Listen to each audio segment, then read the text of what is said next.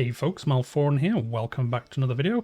Today we're just going to be having a chat about AI-controlled player armies. So they're not in the game, CK3, or they weren't until last week when it came out on the console. So if you're unaware, console players, if they go into the settings, they can go into a section called Warfare AI Control, and they can basically turn on where the AI will control the entirety of your armies, everything to do about it. If you declare a war, they basically just play out the war as if it was two AI realms fighting each other.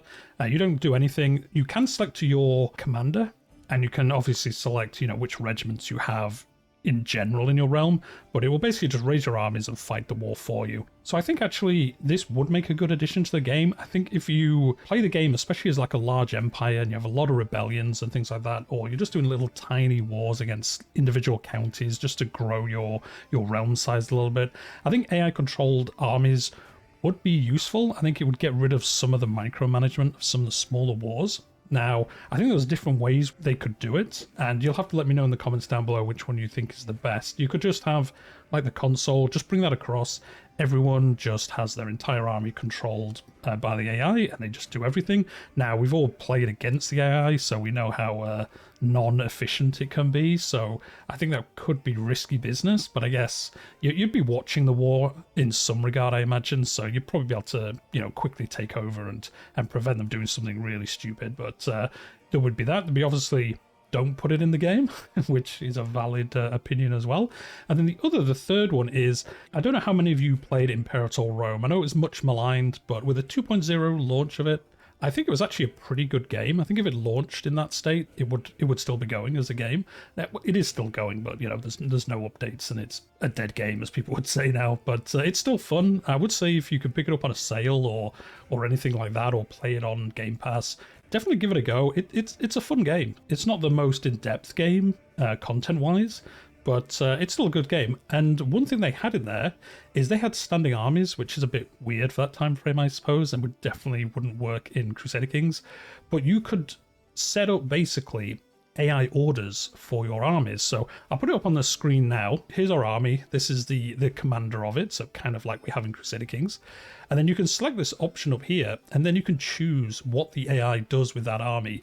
So you can have none.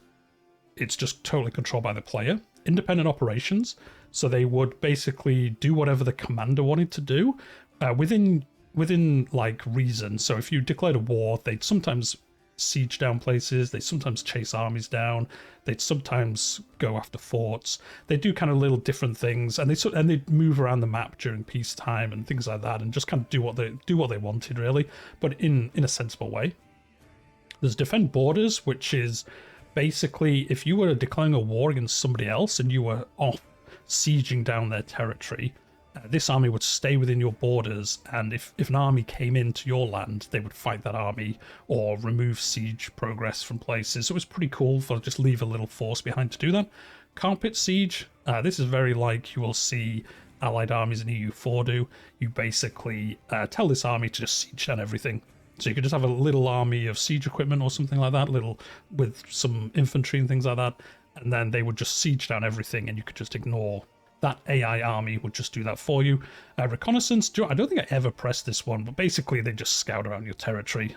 There was barbarians in this game, which would periodically spawn up and things like that, so I think it was mainly for just having that army ready to take on rebellions and things like that, which would be, if I'm honest, one of the things I'd love in Crusader Kings, if you could set it so maybe you had an AI army. Look, if it's just a rebellion war and their army size is less than my levy size, just spawn an army, defeat them, and despawn. That'd be a really cool way of doing it, just because, if you have a lot of rebellions, they get pretty tiresome, and if you could automate a little bit of it, I think it'd be pretty cool. And if maybe the raised army was bigger than yours, you got a notification saying like, oh, do you want to manually control this fight, or they're only rebellion troops, so your army's probably going to win anyway. Just let the AI deal with it. And then last one, keep in reserve. Units stay behind unless superior, avoid the enemy. So this is basically just have the little reserve army that would follow you around, and if a large army went near it, they just ran away and didn't get into that battle. But it is Paradox AI, so sometimes they wouldn't.